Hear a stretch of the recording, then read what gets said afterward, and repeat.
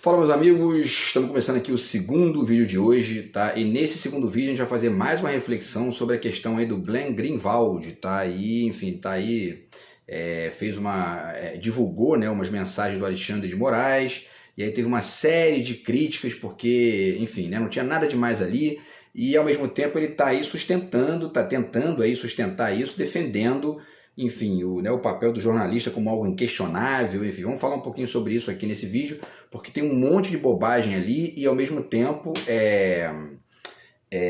enfim, um desconhecimento inacreditável, né, que ele apresenta ali do que é o jornalismo de maneira mais ampla, né? Ampla como tema, né, no sentido mesmo aí do que a gente vive no Ocidente desde que a imprensa de massa começaram aí, enfim, a se desenvolver, tá? Então o título desse vídeo aí é Glenn Greenwald mistura liberdade com autoritarismo em mais uma postagem ingênua sobre o jornalismo, tá? Então eu vou ler para vocês, né, o texto de apresentação aqui que eu fiz lá no Facebook, porque tem aqui já, enfim, o panorama do que a gente vai debater. Depois vou ler a postagem dele, né? Ele compartilhou uma postagem do Hélio Schwartzman da Folha de São Paulo. Vou ler a postagem rapidinho ali, que tem 3 parágrafos, e os comentários dele. Depois vão passar aqui para alguns exemplos que mostram, enfim, o quanto ele está viajando totalmente no entendimento que ele tem do que é o jornalismo ali, tá? Enfim, antes deixo para vocês aqui a dica do meu novo livro de poemas, está aqui do outro lado de cá. Quem quiser entrar em contato aí, o zap está na descrição do vídeo, tá? E o meu romance também está na editora, para ficar pronto aí até setembro, e eu apresento para vocês aqui, beleza? Bom, pessoal, então vamos lá. Vamos ler aqui o textinho que eu fiz lá no Facebook, né? No segundo vídeo, o tema vai ser esse agora, né, que a gente vai discutir, a inacreditavelmente ingênua, né, a visão inacreditavelmente ingênua que o Glenn Greenwald tem sobre o que é o jornalismo. Ele publicou ontem uma postagem sobre as críticas que tem recebido sobre a divulgação das mensagens do Alexandre de Moraes. E o olhar que ele tem fica numa mistura estranha entre a ingenuidade e o autoritarismo, como se os jornalistas fossem os donos da verdade absoluta sobre as coisas, né, e assuntos e acontecimentos. Está longe de ser, né, nem jornalista nem ninguém, né? E como já disse em outros dos meus vídeos, só podemos defender efetivamente a democracia com filosofia. E a filosofia, nesse caso, é justamente questionar a verdade absoluta, questionar ali a ponderação unilateral, né? Enfim, e coisa que ele parece não entender muito bem, né? Então vamos continuar. E defender, digo eu, né? E defender a filosofia significa entender a existência do outro como interlocutor, como inclusive ensinou de forma brilhante o Platão com seus diálogos, né? Platão desenhou lá o início da filosofia naquela época ali como em forma de diálogo, né? Que é o que o Sócrates fazia, né? Enfim, tudo mais, tá? Que parece também que o Glenn não tem muito essa ideia na cabecinha dele lá, né? Na ideia que ele tem do jornalismo, né? Bom, não existe jornalismo sem leitores e espectadores. Não existe professor sem alunos, não existe escritor sem leitores, e etc, etc, né? Democracia é isso. O resto é autoritarismo, muitas vezes disfarçado de liberdade de expressão, né? E aí, né, a gente vai discutir essa questão aí dessa mistura de liberdade com autoritarismo que o Glenn nitidamente tem ali na ideia que ele tem sobre o jornalismo, tá? Então vamos ler aqui já, né, a postagem, tá, que ele compartilhou lá no Instagram ontem, um trecho aqui do Hélio Schwartzman da Folha de São Paulo, e depois falar dos comentáriozinhos que o Glenn faz, para a gente depois partir para, enfim, para as várias amostras aqui que a visão dele está completamente equivocada, tá? Bom, o texto do Hélio Schwartzman que ele publicou lá diz o seguinte: nesse contexto, a missão institucional da imprensa generalista não é tentar manipular desfechos, mas publicar tudo aquilo que passe no duplo teste da veracidade aferível e do interesse público. Primeiro que não dá para ficar dizendo qual é o interesse público no lugar do público, né? Isso já é uma posição meio prepotente, né? Mas, enfim, ele também achar que a imprensa não tenta manipular desfechos é outra ingenuidade, mas que no caso de um editor de um jornal, a gente até compreende que ele está defendendo ali o próprio, enfim, né, a própria visão dele, né? Só que mesmo aí você pode, de dentro da sua posição de profissional, você pode questionar a sua posição entendida como algo unilateral, né? Eu vou mostrar aqui que o Paulo Freire, por exemplo, faz isso em relação ao professor, enfim, né? E tem escritores que fazem isso em relação à sua própria posição de autor. Quer dizer, né? Por que o jornalista também não pode fazer isso, não deve fazer isso, né? Então o Schwartzman continua: o que a sociedade faz com as informações é algo que compete a ela decidir, através de outros canais institucionais como o debate público, a justiça e a política, como se eles estivessem excluídos, né, do debate público, da justiça, da política e da própria sociedade, né? Enfim, é uma coisa curiosa, uma ideia estranha que eles têm, né?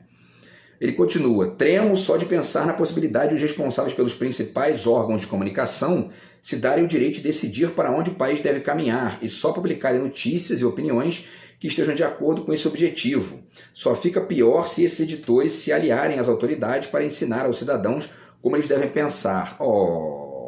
Como se a imprensa não tivesse gente ali também com esse pendor, né? Tem e muito, né? Não significa que um veículo não possa eventualmente publicar uma quantidade muito grande de informações. Porém, o veículo escolhe sim, muitas vezes, que informação ele deixa ali, se repetindo 2 meses seguidos e qual é aquela que vira uma notinha num dia só. E isso é uma escolha que acaba manipulando desfechos e acaba, evidentemente, se conectando com viés ideológico, etc. e tal. Inclusive, vocês vão ver que nos Estados Unidos, eu vou falar disso aqui, né, no vídeo de hoje ainda, historicamente, os editores dos jornais declaram o seu apoio político abertamente, né? Isso é muito melhor do que acontece aqui no Brasil, que há um disfarce sistemático disso e fica parecendo que eles tomam uma posição de isenção, imparcialidade total, né? Como se fosse o narrador onisciente da literatura do século XIX, né? Bom, e para finalizar aqui, o Hélio Schwartzman, o último parágrafo dele, ele diz: jornais existem para ficar de olho em governantes e outros poderosos e relatar eventuais desmandos. E quando esses poderosos são dos próprios jornais, né? Da própria televisão, etc. e tal. Tá? E outra, jornais não existem para ficar de olho em governantes. Isso aí é uma ideia, enfim, megalomaníaca, uma ideia e ao mesmo tempo uma redução, né? Porque o jornal, ele enquanto um veículo de comunicação, enquanto um meio de comunicação, ele está ali expondo informações, pontos de vista, questões e dados e etc e tal, e está nessa própria exposição, isso já é um debate público e ao mesmo tempo que potencialmente, se for algo feito realmente de maneira democrática, é aberto ao contraditório, ao questionamento, aos acréscimos e etc e tal, né? E aí eu vou finalizar aqui. O problema, tá? Já deixo aqui até a primeira dica literária aqui de hoje. O problema disso aí é que está resumido bem nessa frase que tem aqui no início desse livro aqui do Henry Jenkins, né? Que é o Cultura da Convergência. Ele está falando da diferença aqui das mídias tradicionais para essas mídias novas que são a internet, celular, etc e tal. Olha o que ele diz aqui, ele diz: as mídias tradicionais são passivas. As mídias atuais, participativas e interativas. Elas coexistem e estão em rota de colisão. Bem-vindo à revolução do conhecimento. Bem-vindo à cultura da convergência. Existe um certo otimismo exagerado dele nessa ideia de convergência, do meu ponto de vista. Porém, é interessante, né, que quando ele diz as mídias tradicionais são passivas, o referente que ele está usando para chamar a mídia tradicional de passiva é justamente o leitor. Porque o foco o protagonista da reflexão dele é o leitor, é o produtor de conteúdo da internet, conteúdo não só no nível autoral, mas no nível do comentário, no nível né? Agora, se a gente inverte aqui o referente e começa a tentar avaliar essa questão pelo ponto de vista do veículo tradicional, eles são produtores de passividade. Como? Né? Em sua própria estruturação, porque você não pode chegar ali no meio, no meio de um jornal televisivo e dizer, eu discordo disso aí que tu falou, hein? Né? Não pode, eles falam sozinhos e você escuta ali sem poder reagir de maneira direta, né? com como acontece com o diálogo, né? Um diálogo efetivo. Então, isso significa que essa ideia aqui de que jornais existem para ficar de olho em governantes e outros poderosos e relatar eventuais desmandos é uma visão meio megalomaníaca, né? Tipo, né, a gente aqui faz esse papel e é o seguinte, ó, vocês aí recebam as informações e entendam que o nosso trabalho é esse aí. Vocês vão ver que isso se reflete nas frases do Glenn, tá? A última frase aqui ainda do editor da Folha, ele diz: informações que se mostrem verdadeiras e têm uma relevância que vai além da mera fofoca devem ser publicadas, não importa a quem desagradem. Isso é questionável, né? Muito questionável. Por quê? Porque quando ele diz informações que se mostrem verdadeiras e têm uma relevância que vai além da mera fofoca, quem é que define que relevância é essa? Né? Quem define que relevância é essa? É a quantidade de pessoas que compra o veículo ou que assiste a notícia?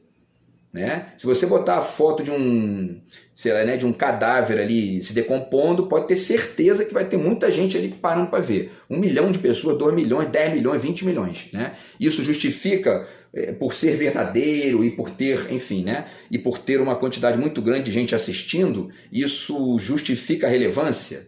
Toda essa cautela tem que estar em jogo na hora de publicar alguma coisa e mesmo de lançar um olhar que tente desenhar qual é a função do jornalismo, o que o jornalismo é, né, de maneira mais ampla, tá? E, enfim, e aí o restante aqui é isso. Agora vamos para o comentário do Glenn, tá? Para vocês verem como é um negócio inacreditável. Assim. Ele diz: Hélio Schwartzman, na Folha de São Paulo, hoje explica qual é o papel do jornalismo e o que ele não é para aqueles que ainda não entenderam. Quem não entendeu foi ele, né? E aí ele diz, título, papel do jornalismo. Jornalistas, olha só agora as afirmações categóricas dele. Jornalistas não perguntam que lado isso vai ajudar, que lado vai prejudicar. Perguntam sim, tem que perguntar. Senão você expõe ali uma pessoa, você exagera, você dá arma na mão de golpista, você concorda com a ditadura militar, você, enfim, né? Perguntam sim. E perguntam não apenas no sentido de se acautelar, né, em relação a excessos, mas também para poder escolher o seu viés ideológico. Né? Bom, ele continua, só perguntamos se essa informação é verdadeira e de interesse público. Balela, visão reduzida, reducionista, né? Ele não entendeu nada do que é o jornalismo ainda. Eu acho que ele deveria ver aquele filme Cidadão Ilustre, né? Porque ele ganhou o Pulitzer, né? E fez um papel bacana lá na questão do Snowden, né? E fez um papel bacana na questão aqui da Vaza Jato, mas parece que, enfim, ele está ali começando a se achar Deus, né? Então, enfim, e aí cabe aqui até a frase do Milor, né? Que o Milor dizia aqui que o jornalista ele né, até entra ali na Grécia no cavalo de Troia, né? Para poder, enfim, dane isso que vai acontecer, o importante é que é verdade e que vai gerar interesse público, né? Esses são conceitos muito vagos, tá? Enfim, e ele finaliza dizendo, se você só aplaude o jornalismo quando ele ajuda seu partido político e fica furioso e o ataca quando ele não ajuda, então você não quer jornalismo, mas apenas propaganda. Jornalistas te darão isso, mas jornalistas de verdade não. O Glenn também parece não ter a menor noção do quanto que em milhares de situações o jornalismo é também propaganda. E a propaganda acaba sendo também jornalismo, né? Enfim, porque essa noção de comunicação, de informação, ela é muito mais ampla do que essas divisões podem dar conta, né? Então, quando, enfim, né, um veículo escolhe um adjetivo tal para um e não para outro, ele está fazendo propaganda ali, por exemplo, né? Quando os veículos de mídia chamavam lá os manifestantes de baderneiros e vândalos baderneiros, etc. e tal, eles estavam ali fazendo propaganda de uma visão ideológica sobre o que estava acontecendo. Simples assim, né? E quando chamam árabe de terrorista e Israel não, né? Israel nunca é terrorista, né? Não, né? Então, enfim, o Glenn não tem a menor noção do que ele está falando, né? Uma viagem assim inacreditável. Então, vamos dar aqui alguns exemplos, né? Vamos mostrar aqui alguns exemplos do quanto que ele está completamente equivocado na visão dele sobre o jornalismo. Vamos lá. Já falei desse livro aqui, tá? Do Carlos Dornelles, Deus é Inocente, a Imprensa Não, e ele está ponderando aqui sobre os excessos da mídia de massa nas guerras do Afeganistão e do Iraque, que divulgaram aqui no Brasil só material do Ocidente. Não tinha material nenhum do outro lado da história, né? Era tudo material copiado e parcial, sem, enfim, né, sem maiores excessos. E ele dá trocentos e trocentos exemplos aqui no livro, tá? E é o Carlos Dornelles, que é um jornalista respeitado, já tem aí bastante, né, estrada, tá? E tudo mais. Vamos lá, o que mais?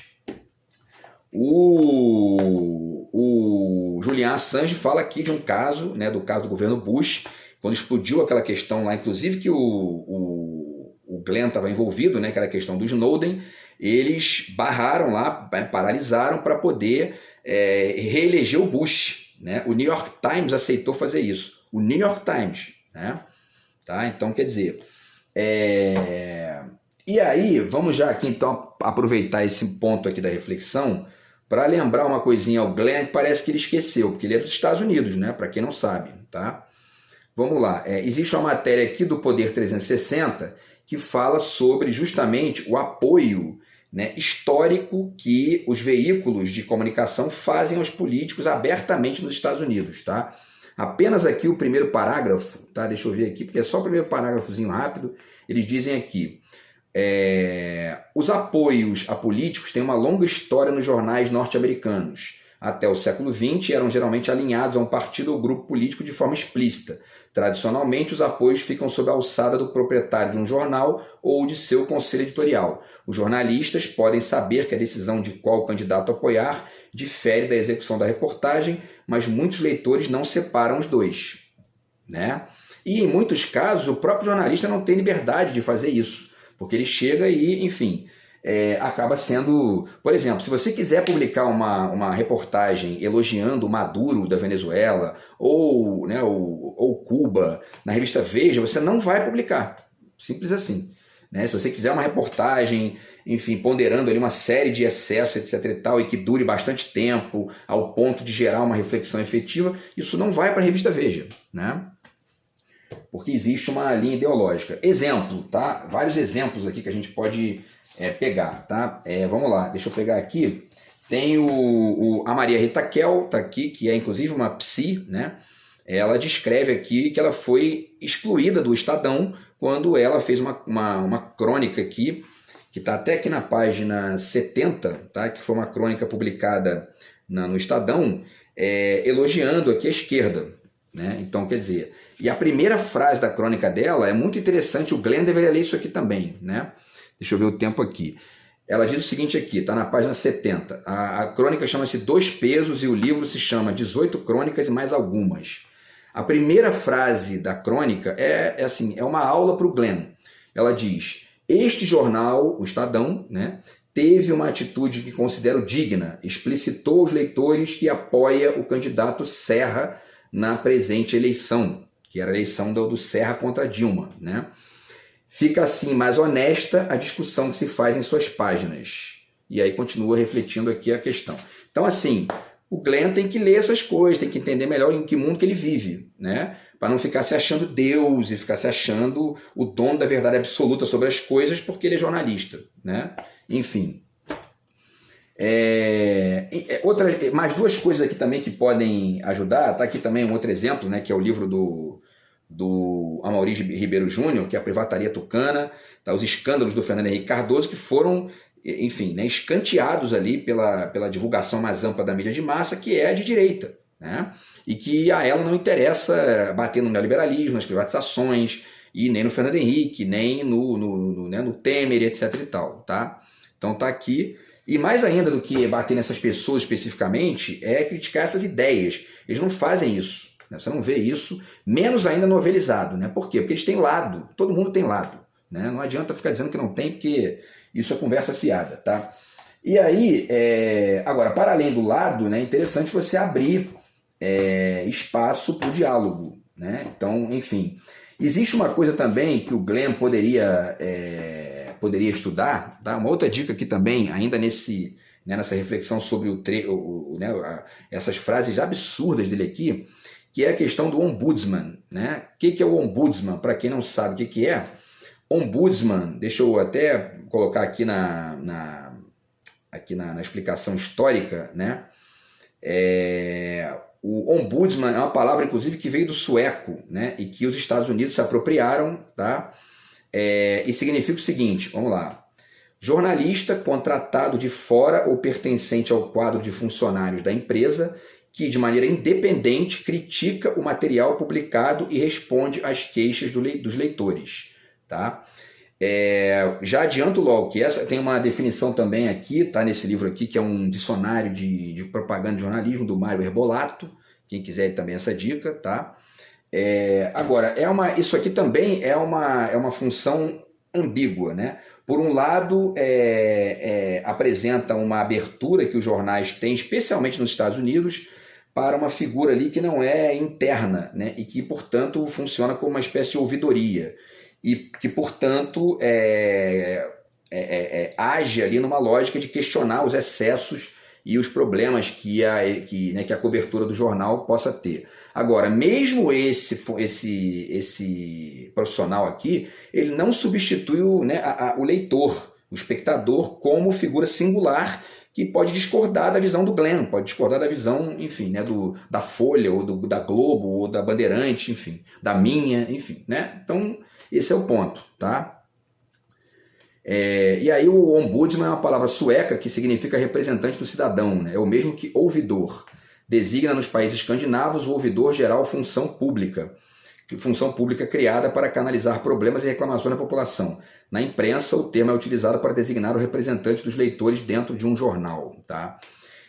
Quem inventou isso aqui, quem conectou essa função do ombudsman à imprensa foi os Estados Unidos, do Glenn, né? Uma empresa dona de 2 jornais de Louisville, Kentucky, nos Estados Unidos, foi a primeira a adotar o cargo em 1967. 3 anos depois, o Washington Post seria o primeiro grande jornal a contratar o profissional. O The New York Times só passou a contar com um ombudsman em 2003, mas extinguiria a função em 2017, argumentando que na era das redes sociais, os leitores internautas podiam cumprir a função melhor do que uma pessoa contratada pela empresa.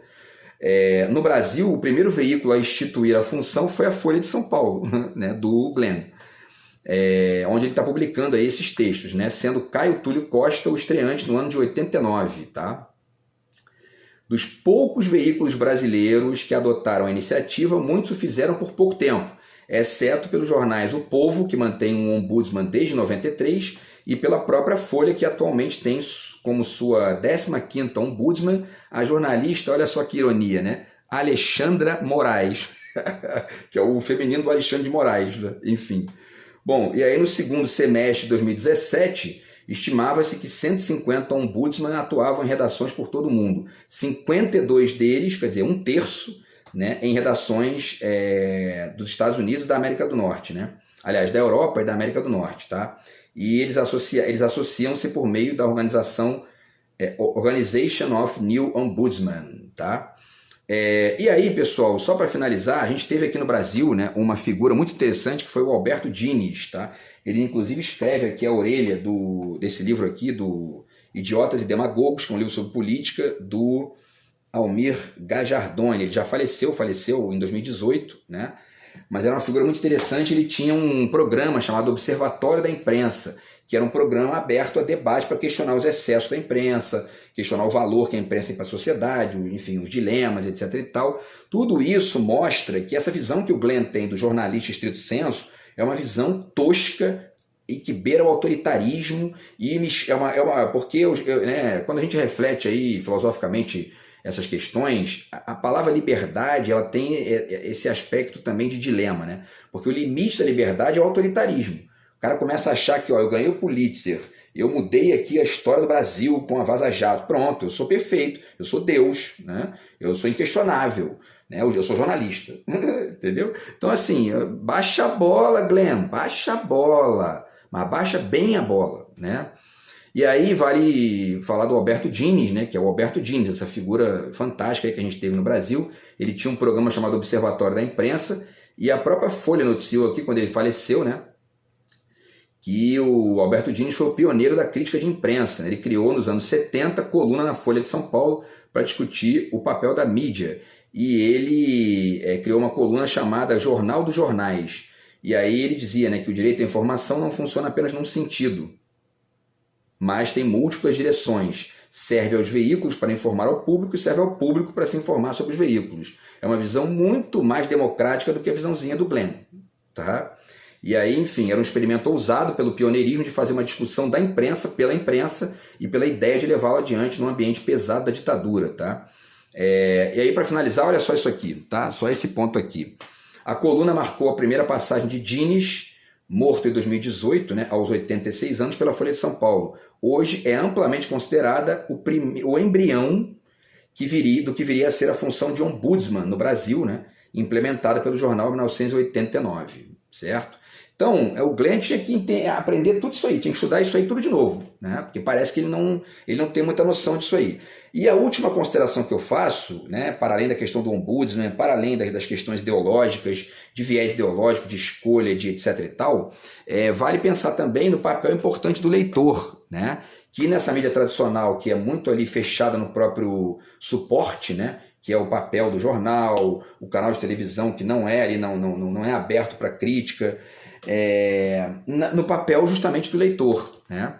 O Paulo Freire está aqui, Pedagogia da Autonomia, né? Ele discute aqui uma série de questões ligadas ao papel do professor, tá? E aí ele diz aqui, vamos lá, tem 9 capítulos aqui que o Glenn poderia ler para poder entender melhor aí esse contexto, tá? O capítulo 1.3, ensinar exige respeito aos saberes dos educandos, e ser jornalista exige respeito ao saber do leitor, certo? Ensinar, capítulo 1.8, exige reflexão crítica sobre a própria prática, certo? E jornalismo também exige isso, né? Ensinar, 2.1, exige consciência do inacabamento, portanto você não é a verdade absoluta, nem como professor e nem como jornalista, certo? Vamos lá, 2.2, ensinar exige o reconhecimento de ser condicionado, ou seja, a sua verdade não é a cobertura total do evento, que é uma expressão megalomaníaca dos jornalistas, né? Enfim, tá? Muito pelo contrário, existem outras versões que você deve levar em conta e que você deve entender que existem nos leitores, espectadores, etc e tal, tá? Ensinar exige respeito à autonomia do ser do educando, e ser jornalista exige, e ser professor também, né? Exige respeito à autonomia do leitor, do espectador, etc e tal, tá? Ensinar exige bom senso, e ser jornalista também, né? Exige você ter bom senso. Ensinar exige saber escutar, e não é essa escuta idiota da psicanálise, é a escuta mesmo, né? De você ignorar ali que você sabe o destino do outro porque você leu Freud, né? Enfim, e de que você sabe o destino do outro, ou daquela verdade, porque você é jornalista, certo? E os dois últimos, né? Ensinar exige reconhecer que a educação é ideológica, e ser jornalista, o Glenn, exige reconhecer que o jornalismo também é ideológico, certo? E o último, ensinar exige disponibilidade para o diálogo, e ser jornalista também, certo? Você não é o dono da verdade absoluta, Glenn, tá? Ninguém é, nem o professor, nem o jornalista, nem o escritor, tá? Por isso que o Borges escreveu aqui o conto do Pierre Menard, porque todo jornalista tem um Pierre Menard, que é o leitor, todo professor tem um Pierre Menard, que é o aluno, todo escritor tem um Pierre Menard, que é o leitor, e tudo mais, tá? Então é importante entender isso aí. Tem várias outras coisas aqui, a gente poderia falar inclusive aqui do Foucault, né? Deixa eu ver se vai dar tempo aqui. O Foucault também é uma forma muito importante, muito interessante para poder acessar isso aí, porque o Foucault, ele é uma espécie de ombudsman da filosofia, né? Ele é uma espécie de... ele é um ponto ali de autocrítica da própria filosofia, porque ele discute a questão de discurso, da formação das ciências humanas. Então é muito interessante, o Foucault ensina bastante nesse nível aí, tá? De fazer esse papel autocrítico da sua própria função, da sua própria profissão, tá? Enfim, e por último, deixo aqui também, deixa eu ver se vai dar tempo aqui, né? Deixa eu ver. Essa discussão aqui também, né, da educação continuada, né, da pedagogia também poderia ajudar bastante o Glenn a entender aí essa visão muito tosca que ele tem sobre o jornalismo, tá?